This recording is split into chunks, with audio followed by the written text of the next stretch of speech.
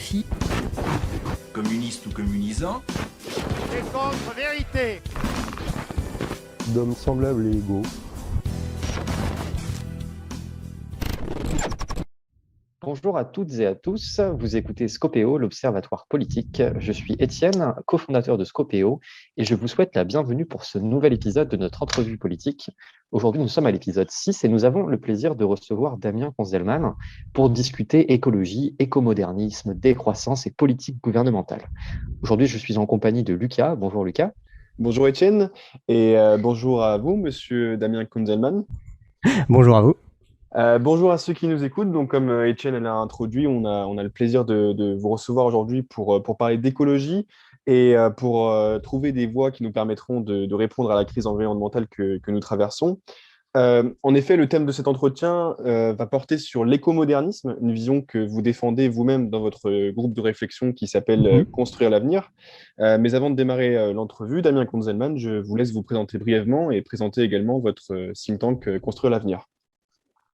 Eh bien d'abord enchanté et merci beaucoup de m'avoir invité. Donc moi je m'appelle Damien Conzelmann, étudiant en droit et en économie, tout ce qui est de plus basique, et j'ai fondé un think tank donc, qui s'appelle Construire l'avenir et qui vise à concilier la croissance économique à l'impératif de préservation de l'environnement. Donc on avance un peu à rebours de la doxa écologique dominante, c'est-à-dire monopolisée par les idées de décroissance, etc., pour essayer de construire un cadre où on puisse à la fois se développer économiquement, technologiquement, et en même temps réussir à préserver l'environnement. Ce faisant, nous sommes évidemment plutôt en faveur du nucléaire, en faveur des OGM et en faveur de toutes les technologies qui peuvent nous permettre de répondre au changement climatique. Nous avons donc fondé notre groupe de réflexion il y a à peu près 1 an et demi. Donc on a eu des périodes plus actives que d'autres. En ce moment, on est un peu dans une période de mou. Mais on compte revenir très bientôt avec un format d'émission un peu semblable à la vôtre. Et on compte inviter de nombreux experts dans les domaines environnementaux, dans les domaines politiques, pour discuter toujours autour de la thématique de l'environnement et de la croissance économique. Très bien. Déjà, merci pour cette présentation. On vous souhaite bien évidemment bon courage pour le lancement de votre émission. Merci beaucoup. Alors moi, j'aimerais bien qu'on commence par revenir sur un terme, écomodernisme. Chez Scopéo, on aime beaucoup les gens qui se définissent politiquement, on aime beaucoup les idées, on aime beaucoup le débat d'idées. Et moi, je voulais peut-être commencer par ce mot. Qu'est-ce que c'est un écomoderniste ? Qu'est-ce que cette doctrine politique sous-tend ? Est-ce que d'ailleurs c'est seulement une doctrine écologique ou est-ce qu'il s'agit aussi d'une doctrine politique ? Alors l'écomodernisme, c'est un mot qui nous vient tout droit des États-Unis, qui a été théorisé par, en premier, Michael Shellenberger, donc qui est le maître à penser de l'écomodernisme aux États-Unis. Ce mot s'est peu à peu exporté en France, même s'il est aujourd'hui quand même assez minoritaire, et il définit une philosophie environnementale, comme je l'ai dit, où on va essayer de concilier la croissance économique et, je dirais, la préservation de l'environnement.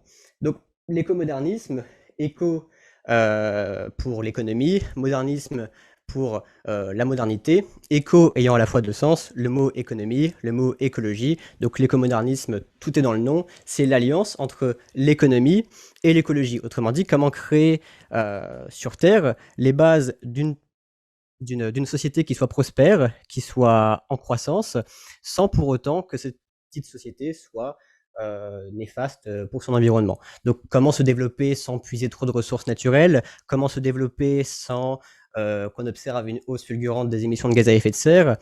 Toutes ces questions, donc c'est ce qu'essaient de traiter les écomodernistes. Donc le mot écomoderniste est né, donc, comme je l'avais dit, via Michael Shellenberger, qui avait écrit avec beaucoup d'autres chercheurs un manifeste, donc le manifeste de l'écomodernisme, que vous pouvez retrouver très facilement en ligne, et qui pose en fait les bases de la philosophie écomoderniste. Parce qu'avant d'être un domaine très technique, c'est surtout une philosophie environnementale, une manière de penser l'avenir, une manière de penser notre rapport à la Terre, notre rapport à l'environnement, et une manière de penser tout simplement la société, et les rapports que la société doit entretenir avec l'environnement et avec les autres espèces. Donc, on a beaucoup rapproché l'écomodernisme avec le cornucopianisme, qui est une philosophie qui est une théorie selon laquelle la croissance humaine mènerait à la croissance des ressources. donc à rebours du malthusianisme, qui lui prône l'inverse. Mais l'écomodernisme n'est pas vraiment... Alors évidemment, il peut se rapprocher du cornucopianisme, mais il diffère un petit peu du cornucopianisme dans le sens où nous ne sommes pas toujours extrêmement positifs sur l'avenir de l'humanité. Nous pensons simplement qu'il est possible de se développer tout en, comment dire, tout en diminuant nos gaz à effet de serre, tout en diminuant notre prise sur l'environnement.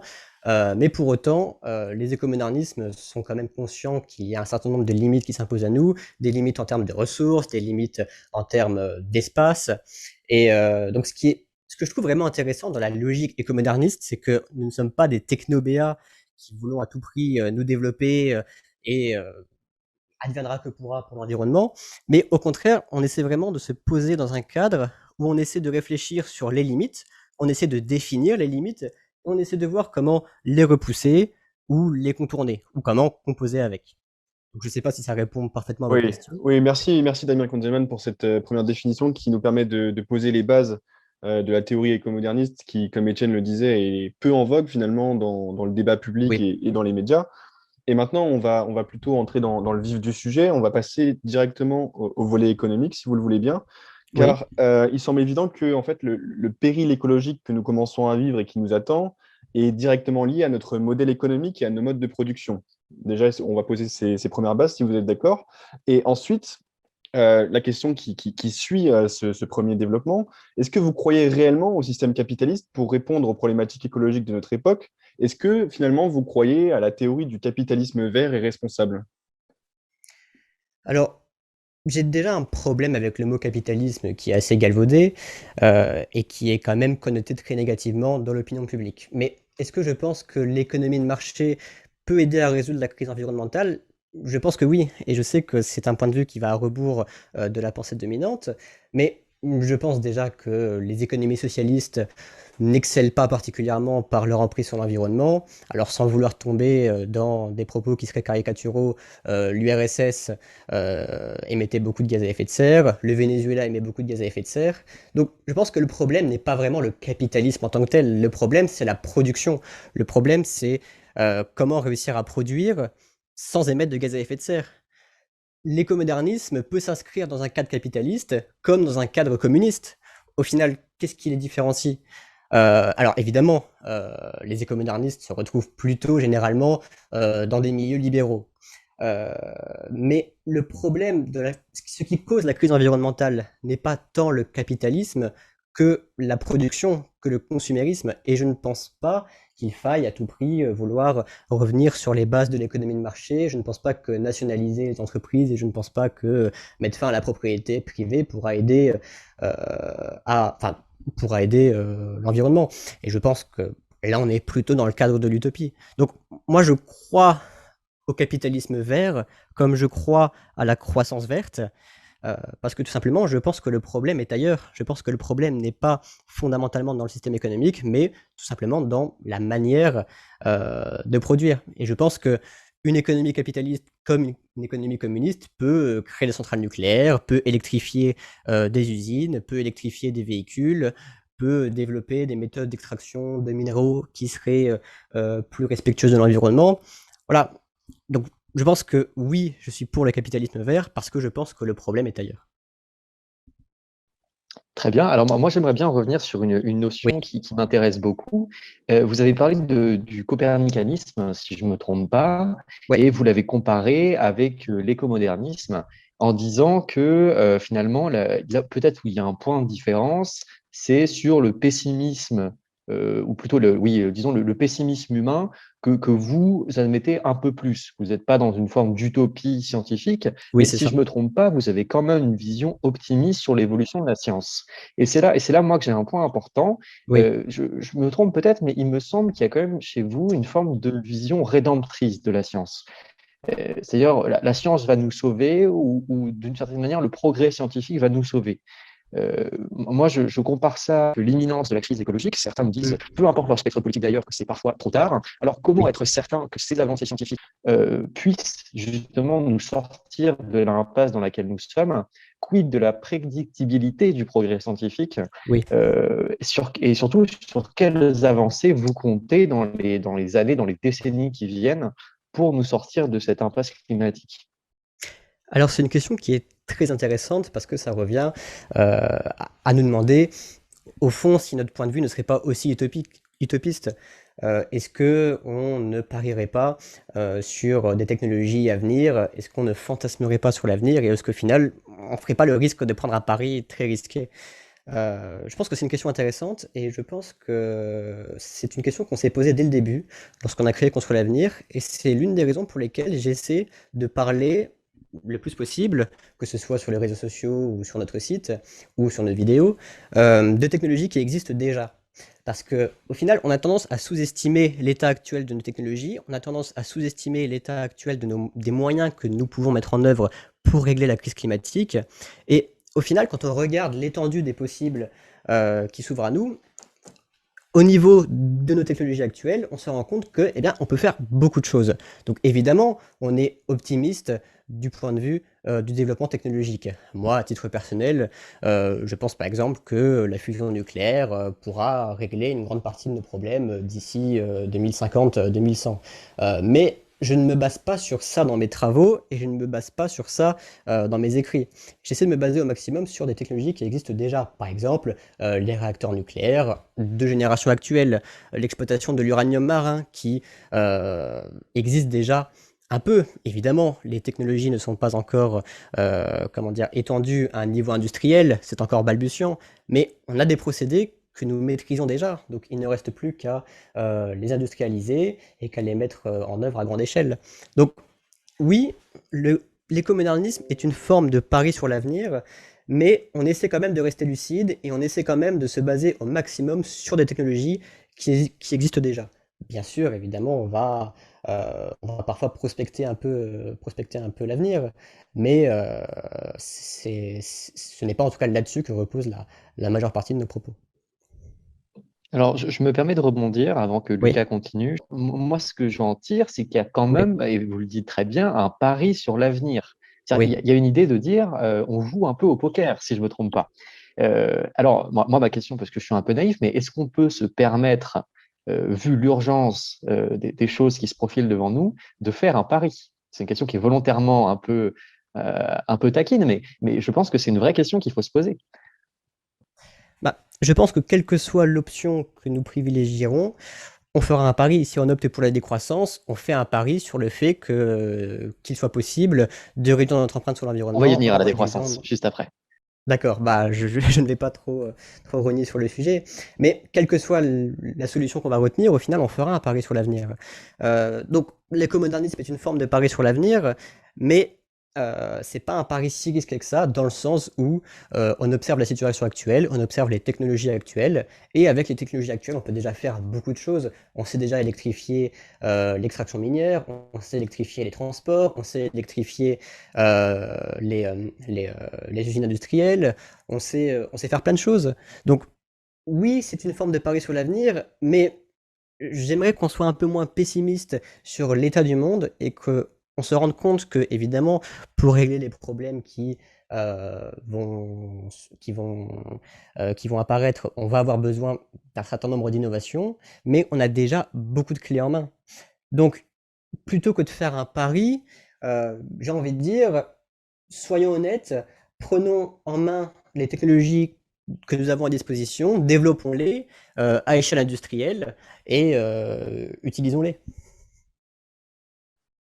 Très bien, maintenant, comme Etienne l'a annoncé il y a quelques minutes, on va parler un petit peu de décroissance. Donc, je reviens en fait Ouais. sur le volet économique. Mm. Et moi, je l'ai bien compris en fait en parcourant votre site, en parcourant les travaux de votre groupe de réflexion Construire l'avenir, que vous Mm. n'êtes pas adepte vous-même de la théorie de la décroissance et des discours quelque peu pessimistes sur Oui. l'avenir de la société humaine. Donc, Mm. maintenant, j'ai besoin de savoir qu'est-ce que vous préconisez pour engager une véritable transition écologique qui s'avère nécessaire.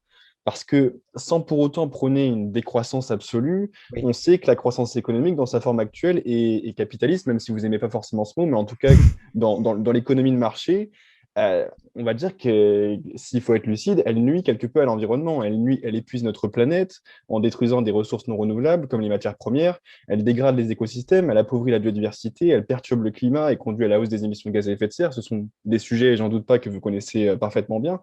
Alors, comment peut-on vraiment réorienter la croissance économique vers une voie un peu plus éthique et plus respectueuse de notre environnement? Alors, c'est aussi une question intéressante, mais je pense que votre axiome de base est un peu erroné. Je pense que la croissance ne mène pas forcément à une hausse des émissions de gaz à effet de serre, elle ne mène pas forcément à une hausse des dégradations environnementales. Il y a un certain nombre de travaux aujourd'hui scientifiques qui tendent à nous montrer qui tendent à confirmer la théorie qu'avait énoncée, enfin dans une forme différente, Kuznets, à savoir que la croissance Ce fameux économique. découplage, c'est ça? Voilà, c'est le découplage, c'est l'idée que la croissance économique va nuire à l'environnement jusqu'à un certain point d'inflexion, à partir duquel plus de croissance égale moins de CO2. Alors ça marche avec la déforestation, ça marche avec plein de choses. On a par exemple observé en France que jusque dans les années 1850, on avait tendance à beaucoup déforester et la superficie boisée ne cessait de diminuer, alors que depuis 1850, on a observé un grand tournant et aujourd'hui, nos surfaces boisées ne cessent d'augmenter. On l'a aussi observé au niveau des émissions de gaz à effet de serre, et notamment du CO2. Je vous invite vraiment à aller voir sur le site de Our World in Data, qui fournit des données extrêmement intéressantes et qui nous montre que, donc pays par pays, les émissions et l'impact de la croissance sur les émissions. Et alors, on va me répondre que certes, par exemple, aux États-Unis, les émissions ont pu baisser, et on a pu avoir une situation de croissance économique. Donc, Mais à on quel pourrait prix? Parce penser, je me fais l'avocat du diable, mais c'est c'est parce ce que, qu'on a c'est ce que j'allais délocalisé dire, je nos pense. émissions. C'est Voilà, ça. mais enfin, je vous demande. C'est ça, c'est ce que j'allais dire. Et c'est pour ça que j'aime beaucoup l'outil de Our World in Data, c'est parce qu'il prend en compte les émissions importées. Et c'est quelque chose qu'on fait assez peu dans le débat public, mais qui est quand même primordial, parce que, effectivement, si on émet moins, mais qu'on consomme beaucoup de produits importés de Chine, fabriqués dans des conditions extrêmement polluantes, c'est un peu de la triche. Mais on se rend compte que même en prenant en compte les émissions importées, donc autrement dit, en regardant les émissions du point de vue de la consommation et non pas de la production, eh bien on se rend compte que les émissions de gaz à effet de serre, notamment en France, ont tendance à baisser euh, en dépit de la croissance économique. Et c'est quelque chose qu'on retrouve dans plein de pays développés. Donc je pense que la croissance économique nuit à l'environnement jusqu'à un certain point, et je pense que dans nos pays occidentaux, moins de croissance ne serait pas forcément positif du point de vue environnemental. Parce que comment voulez-vous électrifier nos usines, nos transports, si on n'a pas de quoi investir? Comment Google peuvent-ils faire tourner leur data center au vert s'ils n'ont plus un rond, pour parler un peu avec de la caricature?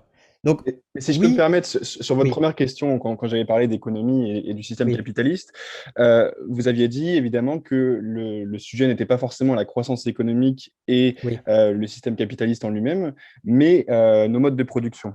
Alors ça, oui. c'est une réponse intéressante, mais comment, si vous voulez, on va pas forcément parler de croissance économique, mais on va parler de Oui. production. Alors comment justement on réoriente notre production et comment on favorise une production moins polluante? Alors, il y a beaucoup de moyens de le faire et les écomodernistes sont quand même assez partagés sur le sujet. Certains sont en faveur de quotas carbone, certains sont en faveur d'une taxe carbone, certains sont en faveur tout simplement d'une hausse des investissements dans les domaines verts. Donc il y a tout un tas de possibles qui s'ouvrent à nous, il y a tout un tas d'outils de régulation qui peuvent être mis en œuvre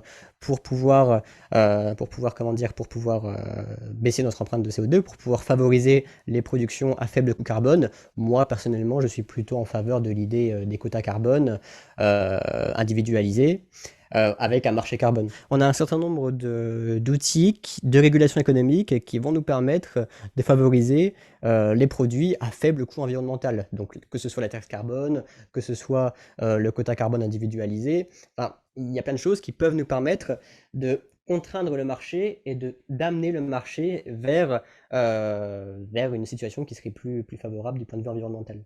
Alors après, l'État a aussi son rôle à jouer, notamment en fournissant les infrastructures dédiées. Par exemple, en créant des bornes de recharge électrique pour les véhicules électriques, en investissant massivement dans le nucléaire, en investissant massivement dans les énergies renouvelables où elles sont utiles, en investissant massivement dans la captation carbone. Donc, je pense qu'on a un couple à mettre en œuvre qui est des investissements massifs de l'État et des outils de régulation du marché qui pourraient nous permettre d'améliorer notre situation actuelle de ce point de vue-là. Très bien. Alors, moi, j'ai une autre question. Oui. Après, on viendra peut-être un peu plus tard sur la politique énergétique du gouvernement, mais j'avais quand même envie de poser cette question. Peut-être une réponse rapide, puisque c'est une question assez simple. Est-ce que pour vous, moi, je pense à une déclaration que j'ai lue quelques jours dans une tribune dont je ne me rappelle pas l'auteur, je suis désolé, qui disait de manière extrêmement succincte, si tous les hommes sur Terre vivaient comme un occidental moyen, notre modèle s'écroule. Est-ce que cette affirmation simple, pour vous, elle est vraie? Et si oui, est-ce qu'elle n'entre pas un peu quand même en contradiction avec la vision écomoderniste qui, justement, comme vous le disiez juste avant, met de côté l'hypothèse décroissante? Alors cette citation est un peu caricaturale parce que tout le monde, toute la Terre ne va pas du jour au lendemain avoir le mode de vie d'un occidental. C'est sûr que si du jour au lendemain tout le monde vivait comme un occidental, mais sans qu'on dispose des infrastructures productives, des infrastructures technologiques, des infrastructures sociales pour accompagner cette hausse de vie, évidemment qu'on aurait des problèmes. Maintenant, c'est pas comme ça que ça marche. Ce que j'observe, c'est que l'humanité a tendance à améliorer son niveau de vie et que l'amélioration de ce niveau de vie ne se fait pas forcément à rebours de la protection de l'environnement. Donc, je comprends, je comprends l'interrogation que vous me posez, mais je pense que déjà, c'est un axiome un peu réducteur et un peu simpliste, et je pense qu'il est tout à fait possible de faire coexister sur la Terre 8 milliards d'êtres humains avec l'état de nos ressources, donc avec les ressources dont nous disposons, les technologies dont nous disposons. Je ne pense pas qu'il soit fondamentalement impossible que nous vivions tous un mode de vie qui soit relativement agréable, qui soit prospère. Euh, on observe que plus le mode de vie, enfin plus le niveau de vie d'une population a tendance à augmenter, plus son niveau, comment dire, plus son accès aux ressources va tendance à être favorisé. Donc autrement dit, plus on est riche, plus on va avoir de facilité à accéder aux ressources. Donc plus on est riche, plus on a de ressources. Pour parler un peu cru, c'est l'indice de Simon, si je ne me trompe pas, qui, euh, qui, qui évalue l'état de nos ressources par rapport à notre mode de vie et la croissance de la population. Donc, je pense que nous avons encore beaucoup de marge et je pense surtout que nous avons tendance à sous-estimer les ressources dont nous disposons. Et je pense notamment que c'est dû à un certain nombre d'indicateurs un peu malhonnêtes. Là, tout de suite, quand vous me dites si tout le monde vivait comme un occidental, notre système s'écroulerait, je pense tout de suite à la très fameuse théorie du jour du dépassement. Euh, c'est des phrases qu'on entend chaque année. Si toute l'humanité vivait comme un Français, on aurait besoin de 5 planètes Terre pour subvenir à nos besoins. Bon, petit aparté sur ce jour du dépassement, on ne prend en compte que les émissions carbone, on ne parle pas de ressources à proprement parler. Après, c'est des sujets que j'ai déjà traités et c'est pas vraiment le sujet ici, mais tout ça pour dire que je peux pas vraiment commenter cette affirmation parce qu'elle ne repose sur rien, si ce n'est sur euh, une vérité énoncée. J'ai pas les sources, j'ai pas le raisonnement de l'auteur. Moi, je pourrais y répondre. Je pourrais répondre par exemple en disant, bah regardez, on a encore tel et tel milliard de tonnes de cuivre, on a tel et tel milliard de tonnes d'aluminium, on a encore ça, on a tel substitut pour tel matériau. Mais voilà, je ne peux pas y répondre si ce n'est en vous disant ce que je vous ai déjà dit, que je ne pense pas que ce soit vrai et que je pense qu'on a encore largement de la marge. Alors, c'est bien, vous avez cité le sujet du jour du dépassement qui fait souvent la une des Mm. médias quand les études paraissent publiques.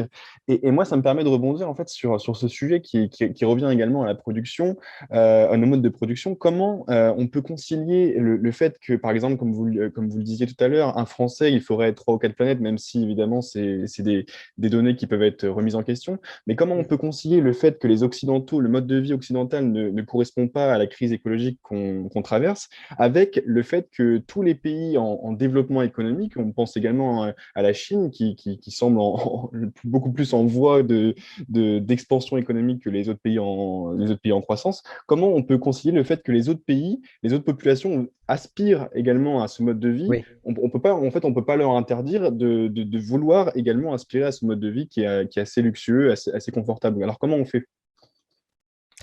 Alors, c'est encore une fois une question intéressante, et je pense que euh, le problème n'est pas en soi dans le mode de vie ou dans le niveau de vie, mais dans la manière d'assurer la production qui nous permet d'atteindre ce niveau de vie. Autrement dit, je pense qu'on peut très bien garder notre niveau de vie tout en diminuant notre empreinte sur l'environnement. Je l'ai déjà dit pour plein de sujets, que ce soit via une électrification pardon, massive de nos moyens de production, que ce soit via le recours à des énergies beaucoup moins carbonées. Enfin, je pense qu'on peut très bien, nous, occidentaux, conserver, voire même améliorer nos modes de vie sans forcément qu'en parallèle, on aggrave notre empreinte sur l'environnement. Maintenant, je vais vous dire, à titre personnel, je suis plutôt pessimiste sur la capacité de l'humanité à répondre au changement climatique. Notamment, vous m'avez cité l'exemple de la Chine. Tous les pays en voie de développement connaissent des croissances économiques assez fortes, connaissent des situations où voilà, on ne peut pas demander à des gens qui ne savent pas s'ils vont pouvoir manger la semaine prochaine de se poser la question des générations futures dans 100 ans, 200 ans, 300 ans. Donc moi je pense que les pays occidentaux doivent mener la route, que les pays occidentaux doivent considérablement diminuer leurs émissions, que les pays occidentaux doivent aussi quelque part aider, notamment technologiquement, les pays en voie de développement, mais je pense, et je pense réaliste sur le sujet, je pense qu'on dépassera de loin l'objectif qui avait été fixé par l'accord de Paris. Donc je ne sais pas si ça répond parfaitement à votre question. Si, je pense qu'on est dans le sujet. D'accord. Je pense que vous avez bien répondu. Moi, je me permets de rebondir. On va parler peut-être un peu métapolitique, théorie politique, parce que je note quand même quelque chose. Si je ne me trompe pas, vous proclamez de manière d'ailleurs assez courageuse libérale, parce que c'est un terme Oui. qui aujourd'hui est très galvaudé, donc c'est intéressant. Alors, j'imagine que le planisme écologique n'est pas dans vos réponses envisagées à l'échelle nationale ou internationale, et je suis assez d'accord avec vous. Mais je note quand même qu'il existe une forme de contradiction assez intéressante. Moi, ce que je vois avec cette crise écologique, c'est que vous, qui êtes quand même issus de l'école libérale, en arrivez à des réponses qui sont des quotas, qui sont globalement des réponses coercitives, non pas au point de vue physique, mais au point de vue économique, ou parfois social, ce n'est pas votre cas, mais chez d'autres, c'est le cas. Donc, on arrive quand même à un point où, malgré, et certains ici savent combien je suis attaché à la doctrine libérale, on en arrive quand même à un point donné où le libéralisme ou le néolibéralisme, dans le sens de Barbara Steger, ne fonctionne plus. Puisqu'on est obligé d'aller un peu à l'encontre ou au moins de cadenasser l'idéologie libérale pour répondre à cette crise climatique. Alors, comment est-ce que vous vivez cette espèce de paradoxe, en fait? Le libéralisme ne fonctionne plus, je ne sais pas si c'est tout à fait exact, mais en tout cas, le libéralisme ne nous fournit pas tous les outils pour mener à bien la lutte contre la dégradation de l'environnement. J'en suis personnellement convaincu. Je pense que la préservation de l'environnement est l'un des domaines dans lequel l'État doit pouvoir intervenir. L'État doit pouvoir intervenir parce que c'est un domaine qui est générateur de fortes externalités négatives et que, comme vous le savez, les externalités négatives ne sont pas prises en compte dans le marché et que tout un tas d'économistes aujourd'hui se demandent comment on pourrait faire en sorte que ces externalités négatives, autrement dit les dégradations que vont commettre par exemple, enfin que vont entraîner la consommation d'un véhicule personnel thermique, d'une chaudière à fioul ou que sais-je, les dégradations qui vont donc, par ces consommations, être induites sur l'environnement. Donc je pense qu'il est important de donner le juste prix des choses. Et je pense que les quotas carbone ou une taxe carbone permettrait de donner le juste prix des choses, permettrait de refléter le vrai coût de la consommation, tant économique que environnementale. Maintenant, je comprends que vous puissiez y voir une forme de contradiction, et surtout la manière dont la taxation carbone est envisagée aujourd'hui, la manière dont les quotas carbone sont envisagés aujourd'hui est quand même globalement insuffisante. Elle a tendance à pénaliser beaucoup les classes populaires et à être relativement inefficace et à entraîner, comme vous le savez, les gilets jaunes et tout un tas de contestations. Donc je pense que c'est vraiment un sujet très compliqué, la lutte contre la dégradation de l'environnement. C'est un sujet compliqué parce que même pour les plus libéraux d'entre nous, je parle évidemment de ceux qui ne sont pas climato-sceptiques, la plupart reconnaissent que l'État a quand même un rôle à jouer. Maintenant, il en vient à définir quel doit être ce rôle de l'État, quelles doivent en être les limites. Par exemple, j'ai parlé du fait que l'État devait prendre part dans la construction de grandes infrastructures nucléaires et que sais-je, pour que nous puissions disposer d'une électricité bas carbone. N'est-ce pas en contradiction avec la volonté, par exemple, de vouloir privatiser le secteur de l'énergie? Comment régler ces deux impératifs? C'est des questions extrêmement intéressantes, c'est des questions extrêmement importantes, et je pense que l'on peut conserver une forme de liberté économique assez grande, tout en admettant que la liberté économique ne doit pas être absolue, parce que si elle est absolue, le marché n'arrive pas à prendre en compte toutes les externalités, et le marché n'arrive pas à gérer de lui-même l'allocation des ressources vers un monde bas carbone. Donc, votre question est très intéressante, et je pense que le libéralisme, je ne pense pas qu'il soit inefficient, mais je pense que, en tout cas, le libertarianisme économique n'est pas la voie pour lutter contre la dégradation de l'environnement, et je pense que l'on doit admettre certains mécanismes coercitifs, au moins un peu, pour régler ce sujet. Après, il y a de grands débats sur quel niveau de dégradation on peut admettre. À savoir, certains pensent que 4 degrés, 5 degrés, 6 degrés, c'est pas si grave que ça, et que du coup, tous les mécanismes que j'ai cités, taxation carbone, quota carbone individualisé, ne seraient pas forcément nécessaires, ne seraient pas forcément légitimes, parce que ce serait créer au final des mécanismes qui seraient coercitifs, des mécanismes qui viendraient contraindre l'agent économique dans ces mouvements, sans pour autant que l'impératif soit justifié. Et c'est quelque chose que je retrouve beaucoup dans les milieux libéraux, une forme de dissonance cognitive qui est de dire la lutte pour l'environnement, c'est bien, il faut qu'on investisse dans le nucléaire, il faut qu'on fasse ceci, il faut qu'il y ait des véhicules électriques, mais pour autant, l'État ne doit pas intervenir. Donc c'est le marché privé qui doit régler la situation, c'est Elon Musk qui doit trouver des solutions, qui doit les mettre en œuvre, qui doit les industrialiser et qui doit sauver le monde. Bah, je pense, et je sais que je me fais beaucoup d'ennemis parmi les milieux libéraux en disant ça, je pense que ce n'est pas la solution et je pense que l'État a quand même son rôle à jouer. Donc je pense qu'il faut réinventer une forme de liberté économique qui puisse coexister avec des impératifs de préservation de l'environnement.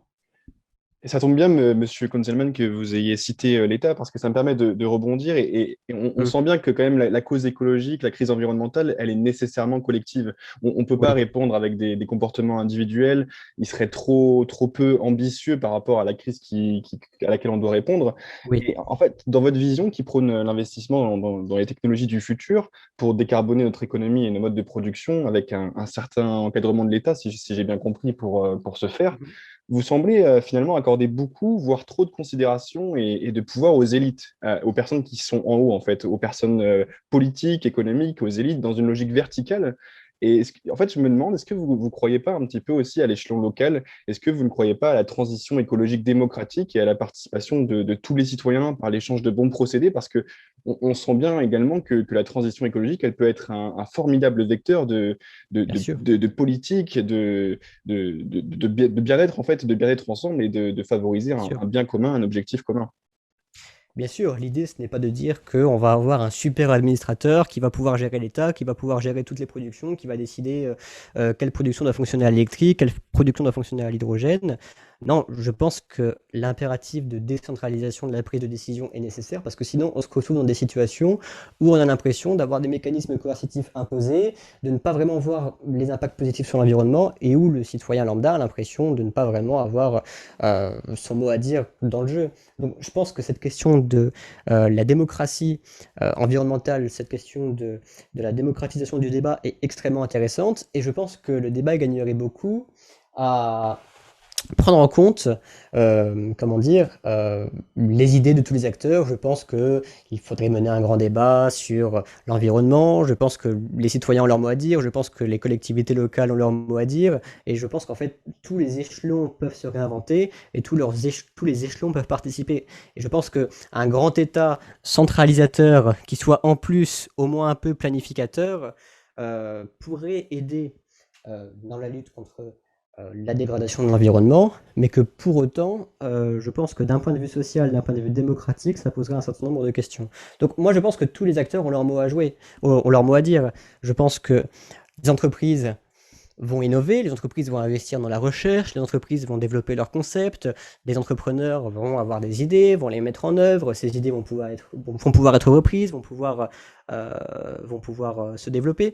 Je pense que la taxation carbone, par exemple, permettrait de mettre un plafond, de dire, enfin en tout cas une limite, de dire on ne peut pas faire n'importe quoi, on doit respecter un certain nombre de critères environnementaux, sinon on va devoir prendre un argent légitime pour pouvoir le réinvestir autre part. Mais je pense que l'État doit garder un rôle le plus minime possible, et c'est ça qui est extrêmement compliqué.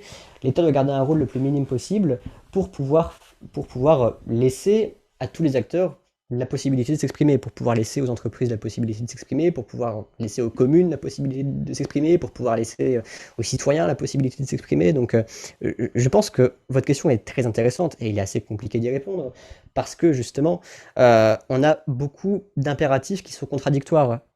C'est-à-dire que pour régler la crise environnementale, ce serait très simple d'avoir un État géant qui dise, un État ultra planificateur qui dise tout va passer à l'électrique, on va investir, on va faire ceci, on va faire cela, et au fond, vous suivez ou vous partez. Je pense que c'est pas la voie à réaliser, et je pense qu'il est très important de démocratiser le débat, qu'il est très important que les citoyens aient l'impression de prendre part dans cette réflexion commune, dans cette réflexion collective, et qu'on ait l'impression tous collectivement d'avoir un rôle à jouer, et qu'on n'ait pas l'impression d'avoir un État technocratique dirigé par les élites dont vous parliez. Eh bien, c'est déjà la fin de cette entrevue politique, déjà le 6e épisode de notre série. Merci à vous, monsieur Damien Konzelman, pour toutes ces réponses qui furent très intéressantes. Merci à vous. Je pense que cette entrevue permettra de favoriser le débat d'idées, comme ce fut l'objectif premier de Scopéo, favoriser le débat politique sur des idées nouvelles, des idées innovantes qui favorisent la réflexion. En effet, l'écomodernisme, presque personne n'en a entendu parler en France, il me semble, depuis que cette notion existe. Et je pense que vous la défendez très bien. Bravo pour cette initiative que vous avez entreprise en fondant votre groupe de réflexion L'avenir. Le construire l'avenir. Et je vous souhaite beaucoup de courage, beaucoup de bonne chance pour cette initiative et plein de belles choses. Merci beaucoup à vous et je vous souhaite la même chose pour Scopéo. Merci, bonne journée à tous, au revoir. Au revoir.